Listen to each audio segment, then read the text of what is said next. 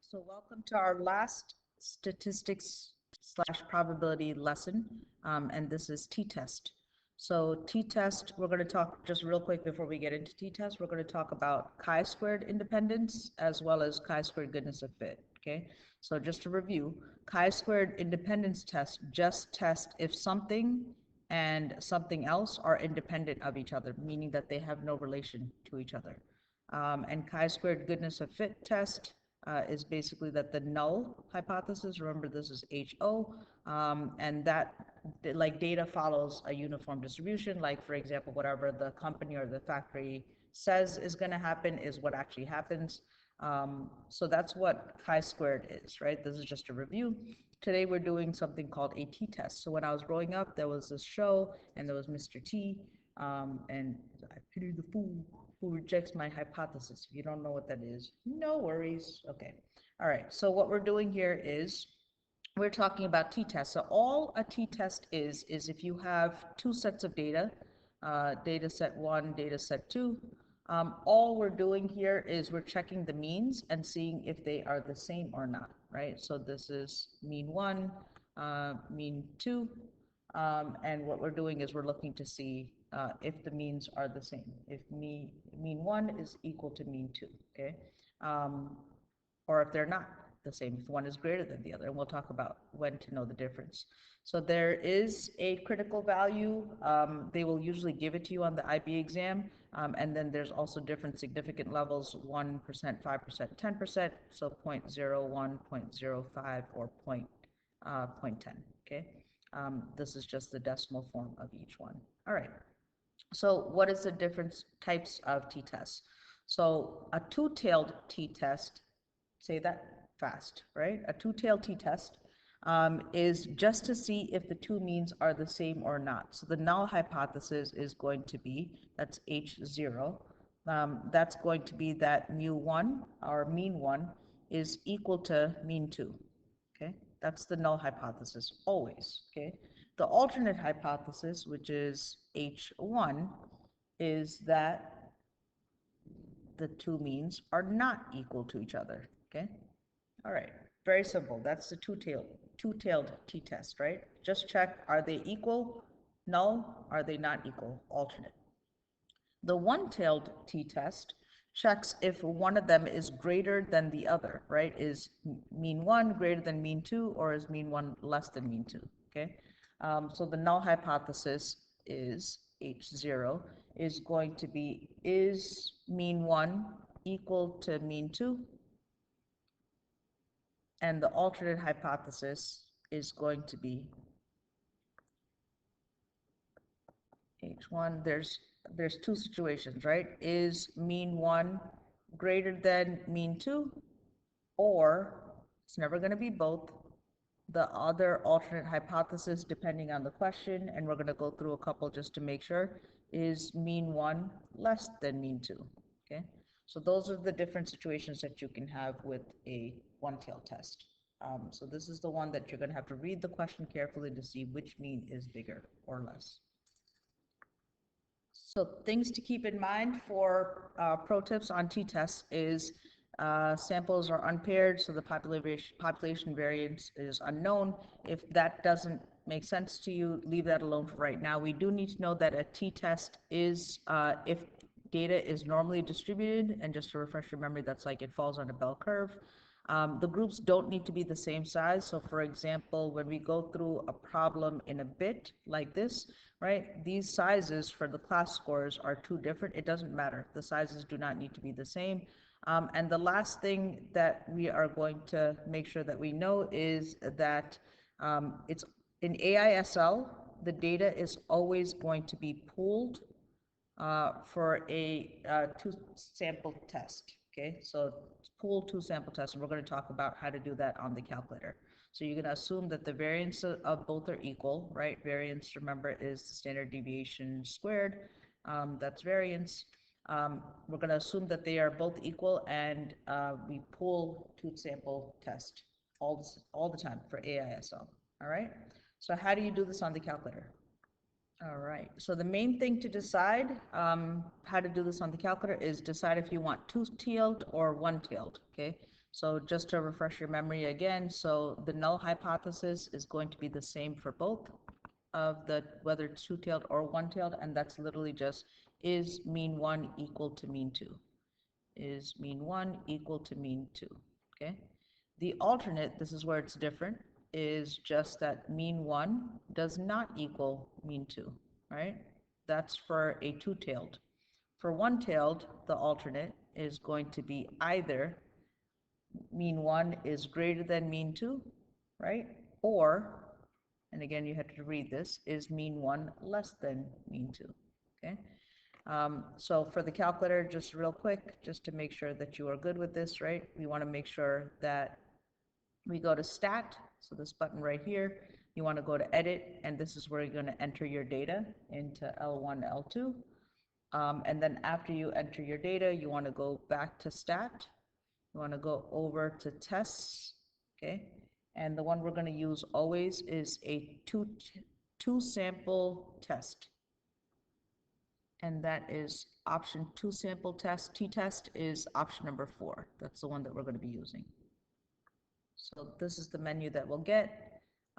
So we'll talk, so you're going to use data if you actually have numbers, and you're going to use stats if you don't have numbers and you just have like the means or something. So we'll talk real quick about that when we actually go through a problem. But this is the main thing to remember, right? L1, L2, you're going to keep that the same. This is where you're going to decide if it's a one-tailed or two-tailed, right? So are they equal to each other? So if you hit, or is one less or is it greater? So is mu1 not equal? Is it less than mu2 or is it greater than mu2? You always need to make sure that this says yes, and then go over here to calculate. And like I said, when we go through an actual problem, you'll be able to see this better. I know I'm going through this a bunch, but this is just repetition will help you remember. So remember that for a two-tailed, right, your null hypothesis is literally is mean one equal to mean two, right? And that's the same thing for a one-tailed test, is mean one equal to mean two. The alternate here for a two-tailed is mean one does not equal mean two. And for the one-tailed test, this is where you need to decide, according to the question, right? Is mean one greater than mean two, or is mean one less than mean two? Okay, that's another alternate, depending on the question and what it means.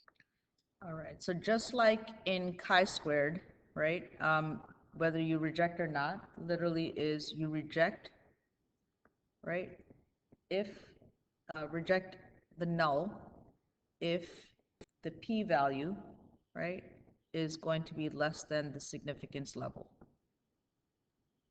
And that's how you tell whether you reject. So remember what rejecting means, right? Rejecting means that this is true, right? That your alternate, whichever one it is true. Whether it's t-tailed, two-tailed, that the means are not the same, or one-tailed if one is greater than the other, or if the first one is less than the second one, okay? And remember that pooled is always going to be yes, okay? You never have to question if it's going to be anything else. It's always going to be yes. All right, so let's go ahead and do an actual problem. All right, so I reset my calculator so you can see all the steps that I'm doing, right? So let's just say that you have, like, I have 2 different math classes, so one in the morning and one in the afternoon. They take the same test, and I want to see if there's a difference in the means. So I'm going to perform a two-tailed t-test at the 5% significance level, right? So this is important for me to know at the 5% significant level, and I'm telling you in this case, it's a two-tailed t-test because all I want to do is I just want to see if there's a difference in the means, right? Is mean one equal to mean two? That's going to be my null, right? And then my alternate is going to be, is my mean one not equal to mean two? Okay, so is this mean not equal to this? So those are the null and alternate hypothesis. Let me just go ahead and show you, right? I'm going to go ahead and hit stat. I'm going to go to edit, and this is where I'm going to be putting in the scores.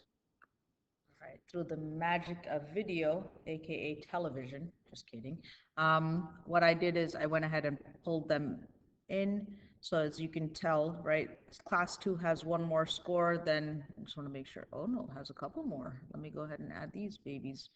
So I stopped at 4, so 4, there's 2 4s, then a 2, and then a 1, and then a 6. Okay, I'm glad I checked. All right, so class 2 has, it looks like 18 because I'm on the 19th spot, so 18 scores, and class 1 has 13. So that's how you put that in, and then we hit stat, we go over to tests, right, and we're going to do 2 sample t-tests, so option number 4, and that's always going to be the case regardless if you're doing a one-tailed or a two-tailed. And here, since I have the data and not just the means and stuff, I'm going to go ahead and hit data. I'm going to leave this as L1, L2, all of that's standard, right? And I just want to see if the means are the same or if they're different. So I'm going to leave this for sure. And my pooled, remember, this is always going to be yes. And I'm going to go right here down to calculate, and I'm going to hit enter. And I have data. So now I can write my p-value, right? So I have 0.342955, right? So I'm going to round that to 3 significant figures. So that looks like 0.343. So 0.343 is my p-value. My null and my alternates, I went ahead and wrote over here. So I want to remember what happens here, right? So I'm going to reject my null, the null hypothesis, if my p is less than the significance level. Significance, that's not a level. Level, can't write today. So let's see what's happening here, right? So is 0.343 less than my significance level, and this one is 5%, so this is equal to 0.05. Okay, I just made a common mistake there. So is this true?